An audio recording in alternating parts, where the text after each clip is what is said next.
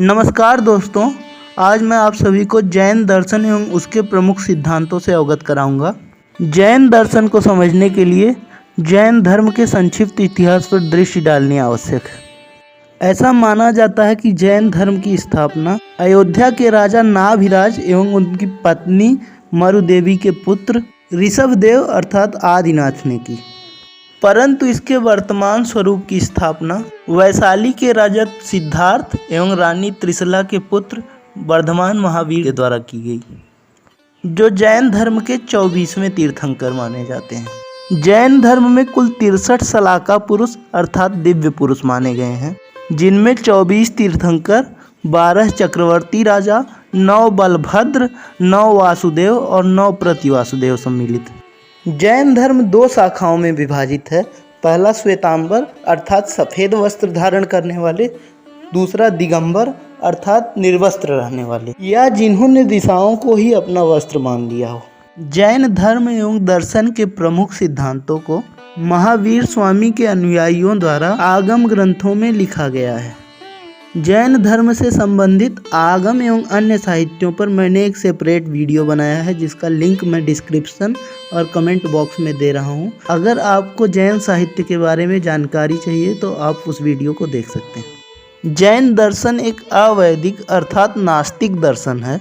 यह एक अनीश्वरवादी दर्शन है, परंतु चार्वाक दर्शन की भांति यह विशुद्ध अनीश्वरवादी नहीं है। अर्थात इस दर्शन में ऐसा तो माना जाता है कि इस सृष्टि को किसी ईश्वर द्वारा नहीं रचा गया है, परंतु इसमें तीर्थंकरों को ही ईश्वर माना जाता है, और तीर्थंकर उन्हें कहा जाता है जिन्होंने इस संसार रूपी सागर को पार कर लिया है और दूसरों को इसे पार करने का मार्ग अर्थात मोक्ष का मार्ग प्रशस्त किया है। जैन दर्शन ईश्वर में तो विश्वास नहीं करता, परंतु आत्मा और उसके पुनर्जन्म में आस्था रखता है।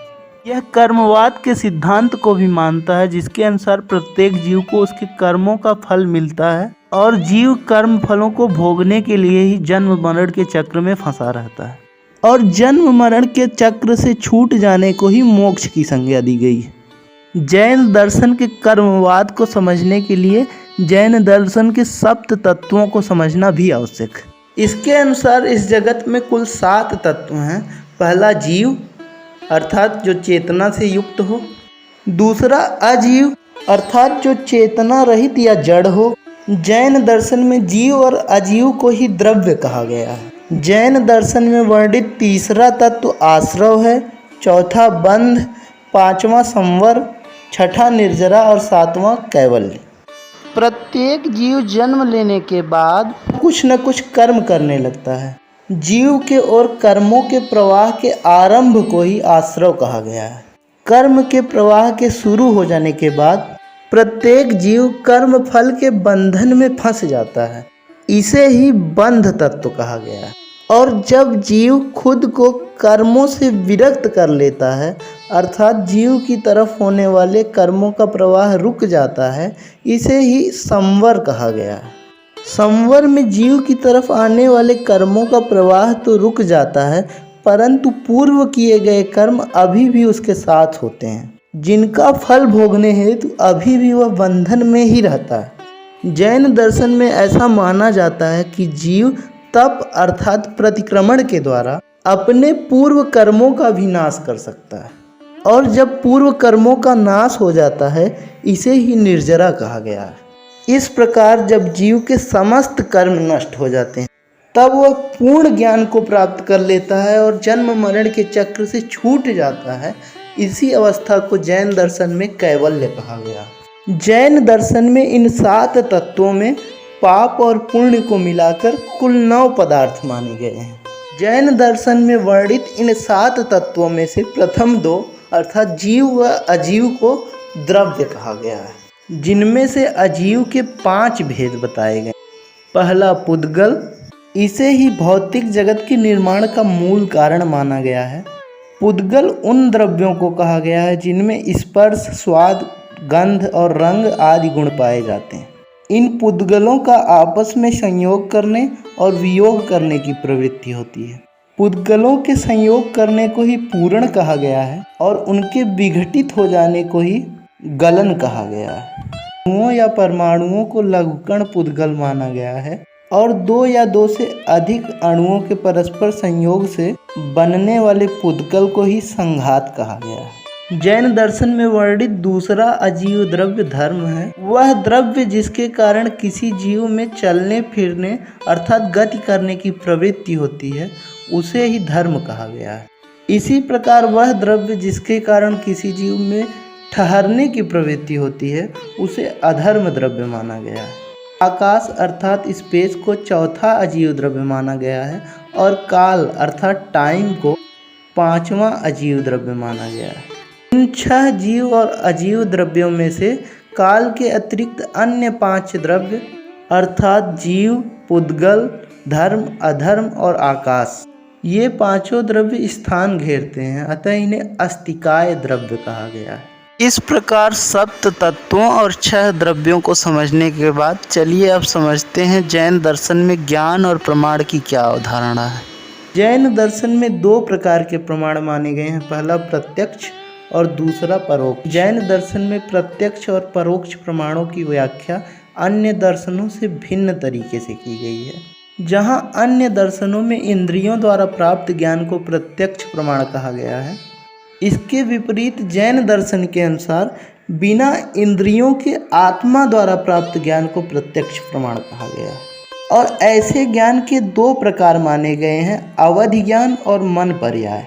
अवधि ज्ञान का अर्थ है इंद्रियों की पहुंच से बाहर किसी दूरस्थ वस्तु का ज्ञान।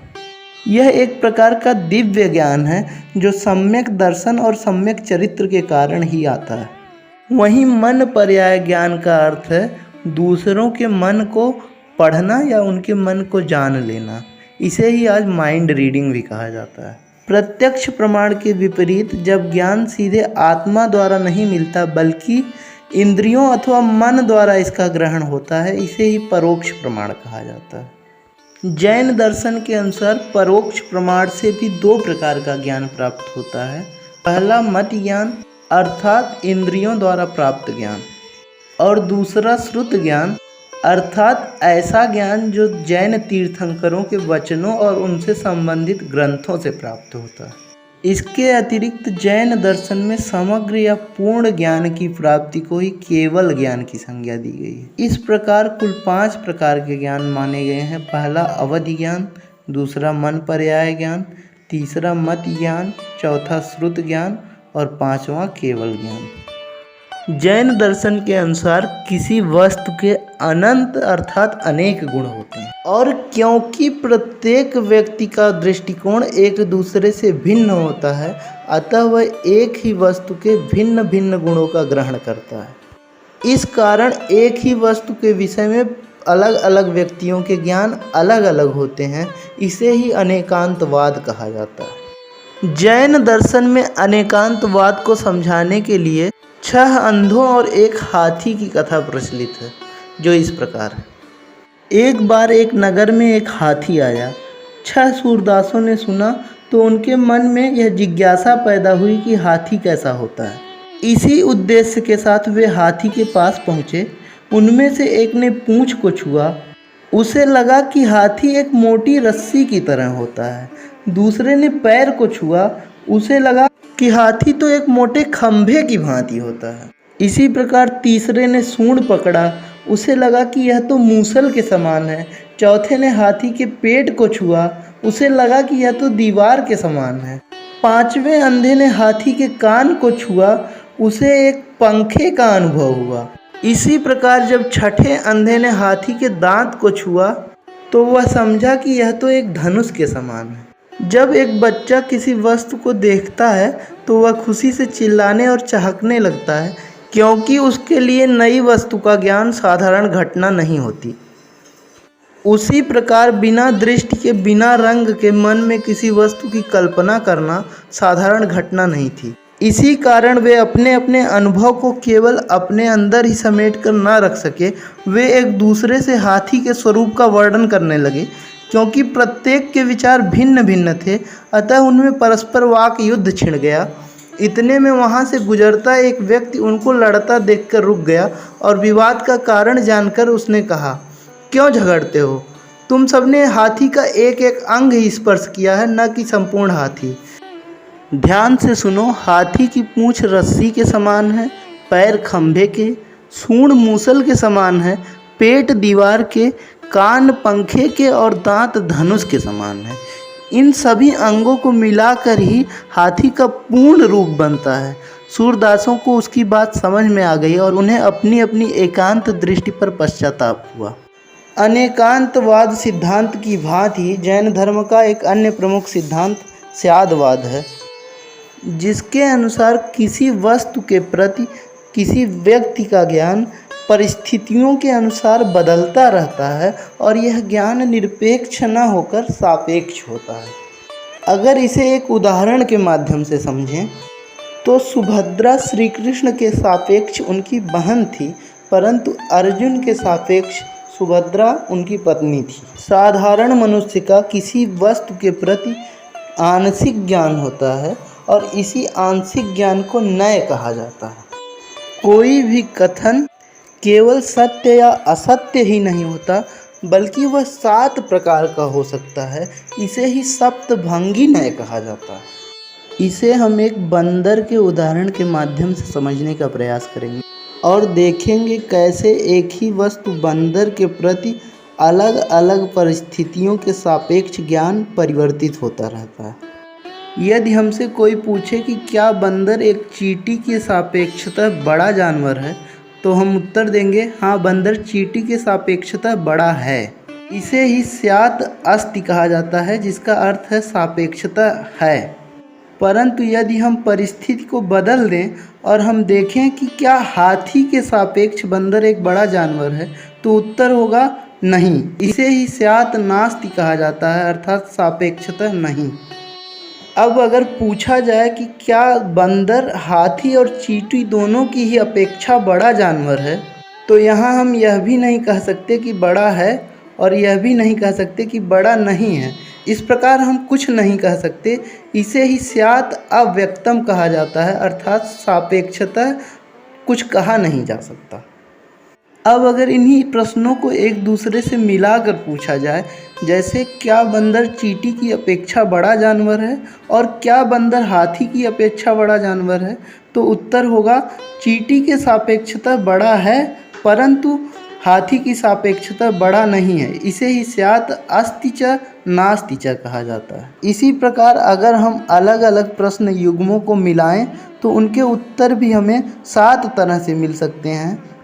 पहला स्यात् अस्ति, दूसरा स्यात् नास्ति, तीसरा स्यात् अस्ति च नास्ति च, चौथा स्यात् अव्यक्तम, पांचवा स्यात् अस्ति च अव्यक्तम च, छठा स्यात् नास्ति च अव्यक्तम च, सातवां स्यात् अस्ति च नास्ति च अव्यक्तम च। जैन दर्शन के अनुसार साधारण व्यक्तियों को आंशिक ज्ञान होता है, परंतु जैन धर्म के त्रिरत्नों का पालन करके केवल ज्ञान या पूर्ण ज्ञान की प्राप्ति की जा सकती है। अब हम इन त्रिरत्नों को समझने का प्रयास करेंगे। जैन दर्शन के त्रिरत्न हैं सम्यक दर्शन, सम्यक चरित्र और सम्यक ज्ञान। जैन दर्शन में बताए गए सिद्धांतों एवं पदार्थों की व्याख्याओं को समझना ही सम्यक दर्शन अर्थात उचित दर्शन कहा गया है। इसी प्रकार उचित चरित्र का पालन करना सम्यक चरित्र कहा गया है। इसके अंतर्गत जैन भिक्षुओं के लिए 5 महाव्रत, 5 समिति और 3 गुप्तियों का पालन करने का आदेश दिया गया है। अब चलिए इनको एक एक करके समझने का प्रयास करते हैं। सत्य, अहिंसा, अस्तेय, अपरिग्रह और ब्रह्मचर्य को ही 5 महाव्रत कहा गया है, जिनमें से प्रथम 4 व्रत 23वें तीर्थंकर पार्श्वनाथ द्वारा स्थापित किए गए थे और बाद में ब्रह्मचर्य को महावीर स्वामी द्वारा जोड़ा गया। सत्य का अर्थ है झूठ ना बोलना, अहिंसा का अर्थ है किसी प्राणी को नुकसान न पहुंचाना, अस्तेय का अर्थ है चोरी न करना, अपरिग्रह का अर्थ है आवश्यकता से अधिक संग्रह न करना और ब्रह्मचर्य का अर्थ है किसी भी विषय से आसक्ति का त्याग कर देना। अब चलिए जैन दर्शन में वर्णित 5 समितियों के बारे में जानने का प्रयास करते हैं। ये इस प्रकार हैं। पहला है भाषा समिति अर्थात वाणी की शुद्धता। दूसरा है इर्या समिति, जिसका अर्थ है गमन करते वक्त किसी जीव की हिंसा ना हो। तीसरा है एषणा समिति, निस्वार्थ रूप से लिए और दिए जाने वाले दान को ही एषणा समिति कहा जाता है। जब दान देते समय अपने यश तथा अन्य लाभ की आकांक्षा की जाती है तो इसे स्वार्थ युक्त दान कहा जाता है। इसी प्रकार यदि भिक्षा किसी लालच में आकर ली जाए तो इसे भी स्वार्थ युक्त भिक्षा कहा जाएगा। इस प्रकार किसी तरह की आकांक्षा से मुक्त होकर भिक्षा लेने और दान देने को ही एषणा समिति कहा जाता है। जैन दर्शन में वर्णित चतुर्थ समिति आदान निक्षेपण समिति है और इसका अर्थ है किसी वस्तु को उठाते और रखते समय किसी जीव की हिंसा का ना होना। पांचवी समिति प्रतिष्ठापना समिति या उत्सर्ग समिति कही जाती है, जिसके अनुसार मल त्याग करने के लिए एकांत स्थान पर जाने के निर्देश दिए गए हैं ताकि मल त्याग करते समय किसी जीव की हिंसा ना हो। अब चलिए जैन दर्शन की 3 गुप्तियों को समझने का प्रयास करते हैं। मन से राग द्वेष का परिहार कर देने को ही मनोगुप्ति कहा जाता है। इसी प्रकार क्रोधपूर्ण, अभिमानपूर्ण और असत्य वचनों का परिहार करना वचन गुप्ति कहा जाता है।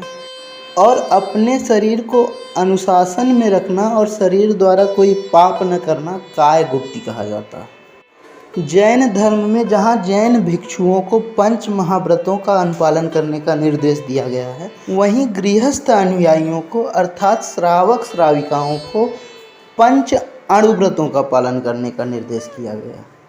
जहाँ 5 महाव्रत अत्यधिक कठोर है, वहीं इन 5 महाव्रतों के लचीले और सरल स्वरूप को ही अणुव्रत की संज्ञा दी गई। जैन दर्शन के अनुसार सम्यक दर्शन और सम्यक चरित्र के अनुपालन से ही सम्यक ज्ञान की प्राप्ति होती है और इस प्रकार तीनों रत्नों के प्राप्त हो जाने के बाद ही मनुष्य जन्म मरण के बंधन से छूट सकता है और उसे कैवल्य प्राप्त हो जाता है। आज के लिए बस इतना ही। अगर आपको यह वीडियो पसंद आया हो तो कृपया चैनल को सब्सक्राइब करें। धन्यवाद।